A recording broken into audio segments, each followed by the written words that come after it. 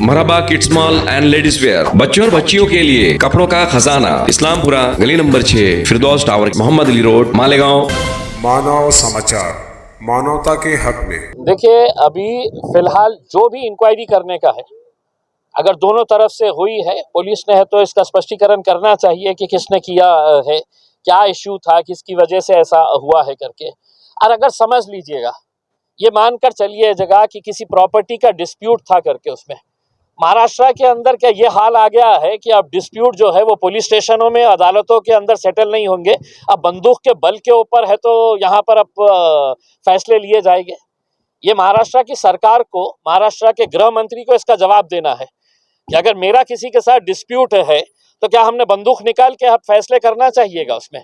यहाँ पर कोई लॉ एंड ऑर्डर है, नहीं है, यहाँ पर जंगल राज अगर है तो हमको ये बता दीजिएगा कि साहब अब पुलिस स्टेशन में फैसले नहीं होंगे, अदालतों में फैसले नहीं होंगे, जिसके हाथ में लाठी रहेगी भैंस उसी की रहेगी करके।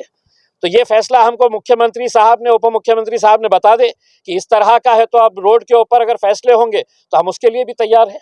मैं आपसे ये सवाल कर रहा हूँ, अगर हम किसी दो लोगों के अंदर अगर डिस्प्यूट है, किसी भी लेवल का डिस्प्यूट हो, प्रॉपर्टी लेवल का डिस्प्यूट हो, मैंने आपकी ज़मीन खा लिया हूँ, मैंने आपकी जायदाद हड़प लिया हूँ, मैंने कुछ भी कर लिया हूँ, तो फैसला रोड के ऊपर अगर होगा तो इसकी जिम्मेदारी कौन ले रहा है। या तो गृह मंत्री ने बोल देना चाहिए महाराष्ट्र की जनता को कि अब पुलिस वलीस के पास जाने की ज़रूरत नहीं है, अदालतों में फैसला लेने की ज़रूरत नहीं है, अपने अपने बंदूकें, अपनी अपनी हथियारें निकाल लीजिएगा और रोड के ऊपर फैसला कर लीजिएगा करके। तो आप ये किस बुनियाद के ऊपर कह रहे हैं कि इसके अंदर महाराष्ट्र का सरकार का इसके अंदर क्या है?